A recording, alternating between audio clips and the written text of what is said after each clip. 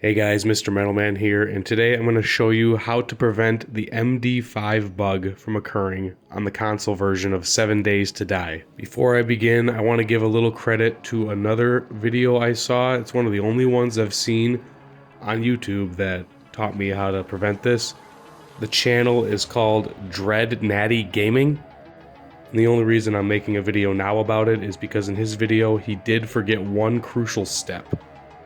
And another reason I'm making the video is because the game was just added to the Xbox Game Pass, so there's probably a lot of new players and even some old players that need to hear this. So I'll start with explaining what the MD5 glitch is. So sometimes when you're playing on console, your game will crash. It's inevitably gonna crash. And most of the time after a crash, you can just load the game back up and continue where you left off. But if the MD5 glitch occurs, and there's really no way to tell if it happened or not, if it occurs, you will load back into your game and you will notice sometimes half, if not all, of your base completely gone. The whole world will be reset, the ground will be level again, all the blocks you put down will be gone, all your crates will be gone, everything's gone except what you're holding on you. And there's a lot of theories onto what triggers this glitch, but from what I can see, nothing is concrete, and it's just a random glitch that can randomly occur when your game crashes. So now I'll show you some steps that you should get in the habit of doing if your game happens to crash while playing. Alright, so if the game crashes, we'll just pretend it crashes right here after quitting. The most important thing to remember is the first step. Do not reopen the game. If you reopen the game, it's going to pull your local save, which is, the save that is on your console. So it's saved right when it crashed.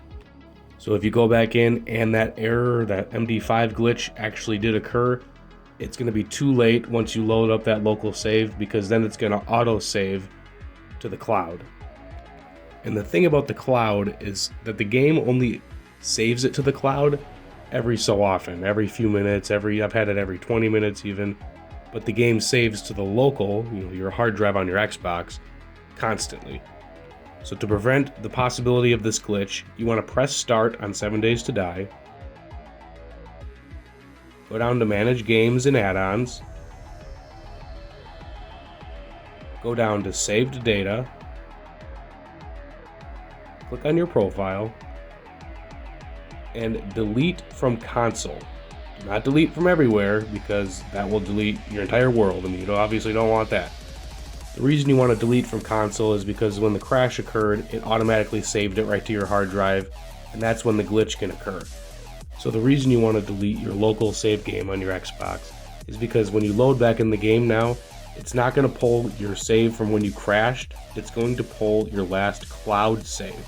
And because the game only saves periodically to the cloud, it's actually going to pull a save that didn't happen when the crash occurred, but it could be a save that happened a minute before, 5 minutes before, and I've had it up to even a half an hour before.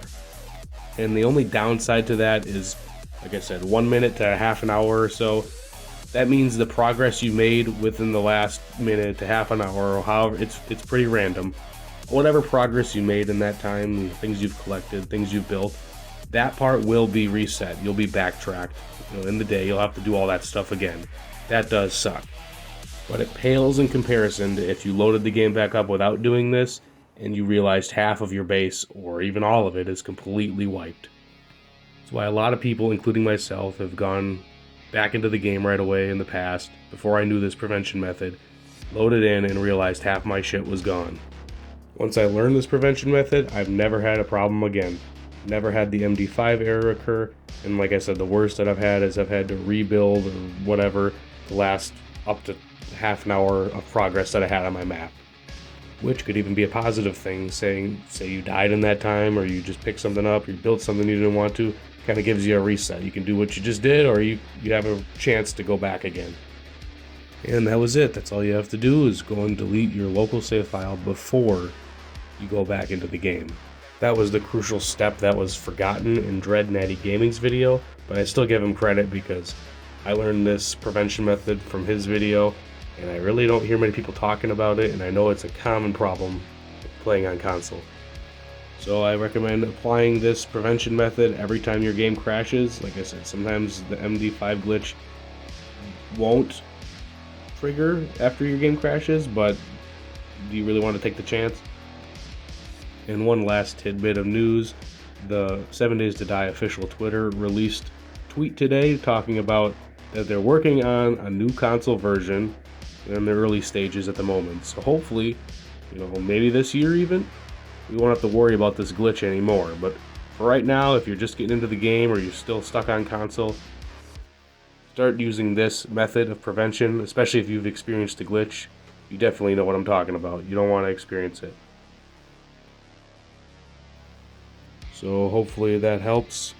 And I'll throw some of my other 7 Days to Die content up on the screen here, some shameless self-promotion.